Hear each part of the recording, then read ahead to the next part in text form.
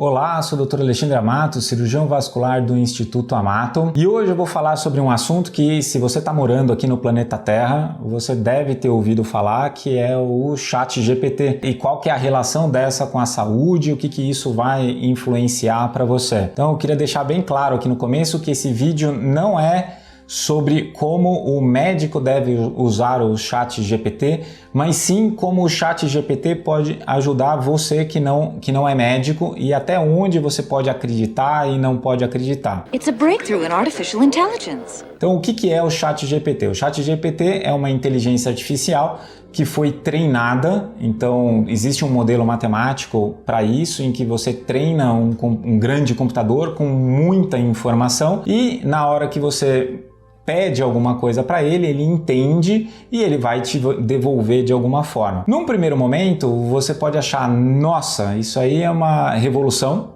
e realmente é, mas que já nesse ponto ela está preparada já para substituir todas as outras especialidades e profissões, inclusive os médicos. Então é exatamente sobre isso que eu vou conversar, onde que o ChatGPT pode entrar, onde que não deve entrar na sua vida e como fazer bom uso disso. Então o ChatGPT, como ele tem um banco de dados gigantesco, se não me engano, ele foi feito com todas as informações abertas da internet até 2021. Então, primeiro que ele não pode trazer notícias, né? Ele é um modelo assim que fala de tudo até 2021. Se você perguntar alguma coisa que aconteceu semana passada, ele não tem como ter acesso. Dito isso, ele também não vai ter acesso às últimas publicações médicas, pelo menos até 2021. Apesar disso, a saúde ela é criada com informações que são colocadas uma em cima da outra. É raro essas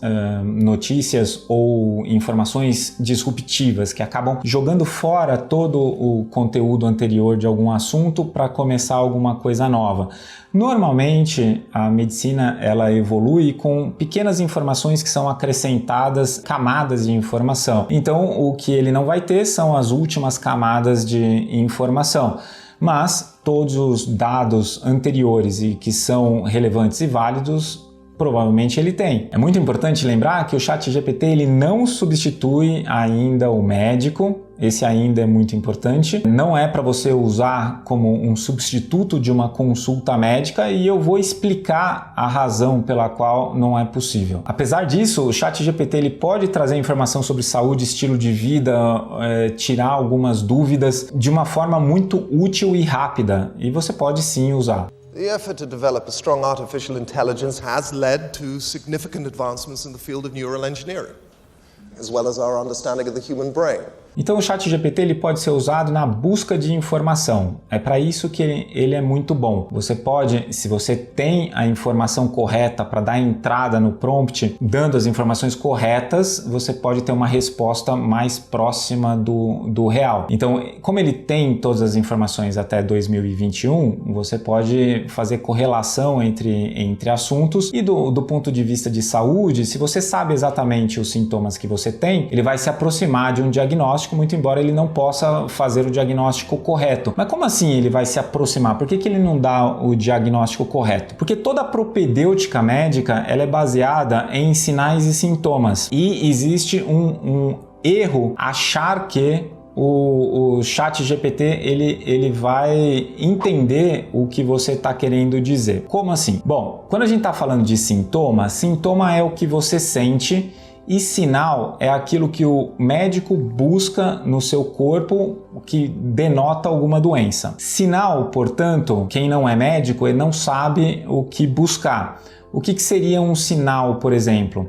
Um sinal de inchaço é quando você aperta em uma região e fica um buraquinho ali. Isso tem um nome, o sinal de Godet, o sinal de Cacifo. Esse é um sinal bem típico e que o médico ele faz alguma coisa para observar a resposta do corpo a isso que ele fez. Então você conseguiria colocar, teoricamente, no ChatGPT os seus sintomas, mas os seus sinais, se você não sabe quais sinais buscar, você não teria como colocá-los. E mesmo dentro dos sintomas, existem sintomas que vão ser parecidos com outros. Isso é muito frequente. Vamos continuar então no exemplo do inchaço. Inchaço nas pernas, né? Então você colocaria no ChatGPT, tem um inchaço nas pernas, o que pode ser? World's first proper, full artificial intelligence. Só que inchaço pode ser muita coisa. Inchaço pode ser um inchaço venoso, pode ser um inchaço linfático, pode ser um inchaço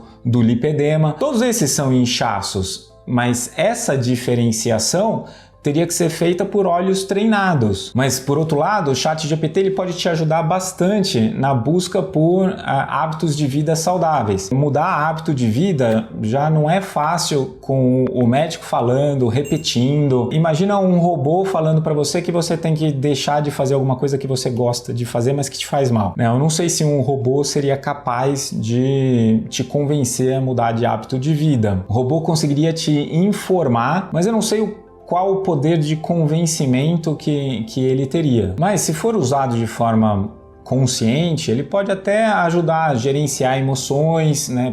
Você pode conversar com o robô, o ChatGPT, ele tem essa capacidade da comunicação muito avançada. Então você pode ajudar a entender as suas emoções e ele pode te responder de forma a te ajudar a se adaptar a isso que você está sentindo. Mas ele está muito longe de substituir um profissional da saúde mental. Gente, eu fiz uma experiência. Eu coloquei lá no ChatGPT, eu relatei um caso, todos os sintomas, todos os sinais, como se fosse uma história de uma apendicite, que é uma história bem comum e típica, e contei da forma que um paciente contaria. O ChatGPT listou as prováveis diagnósticos e tinha lá no meio a apendicite. Então, ele não tem como chegar no diagnóstico, muito embora ele possa listar as possíveis hipóteses diagnósticas que justificariam os sintomas relatados. Eu vejo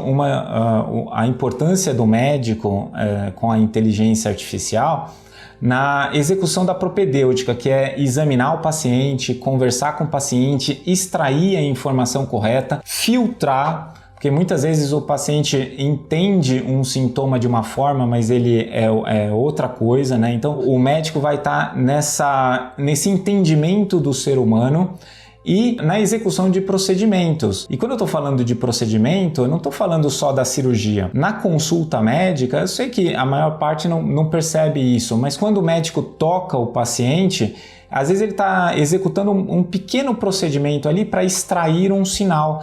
Então, às vezes ele está apertando a pele para ver se ficou branquinho, se ficou roxinho, ou ele está apertando para ver se fez essa depressão, ou ele está fazendo uma manobra para ver se o nervo responde a essa manobra ou não responde. E tudo isso é essencial no diagnóstico médico. Então, se a gente tira isso e fica só com um sintoma relatado pelo paciente da forma que ele entende, ele vai ficar muito fraco. Essa inteligência artificial, ela não vai ser capaz de diagnosticar nada. Agora eu entendo que tem muita gente que fala, mas tem o robô cirúrgico também, o robô pode evoluir para fazer tudo isso. Bom, os robôs cirúrgicos são equipamentos extremamente caros e que hoje em dia, embora eles sejam chamados de robôs, eles não são autônomos. Existe um médico por trás que está operando essa máquina. Look, the arrival of strong artificial intelligence has been inevitable for decades. Eu acredito que com a evolução da tecnologia ele vai absorver dados suficientes para em algum momento estar fazendo a cirurgia sozinho. E coitado dos cirurgiões que estão lá operando no robô, fornecendo dados para o robô,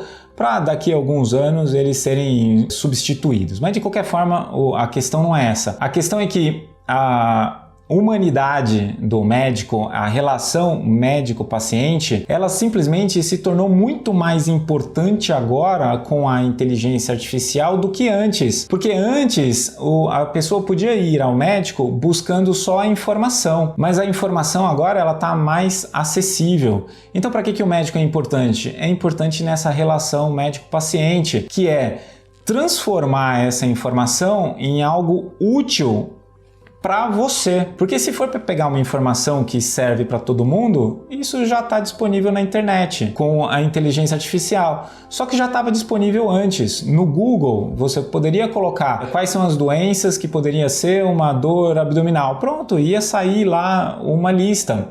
Então, a importância do médico vai continuar sendo na propedêutica, nesse relacionamento e na adaptação da informação para o seu caso. Então, concluindo, o ChatGPT ele é muito importante, ele vai trazer um desenvolvimento do mercado. Eu acredito que os médicos vão ter que se mexer bastante para se adaptar a isso. Você pode usar também o ChatGPT para organizar as informações que você pode levar para o médico. Você pode ter muita informação jogada que você não sabe se é importante, relevante ou não, e o ChatGPT pode te ajudar nisso. Mas a inteligência artificial ainda está muito longe de substituir o profissional da saúde. Pode ser que algum dia, lá na frente, muitos anos, isso que eu esteja falando não faça nem mais sentido.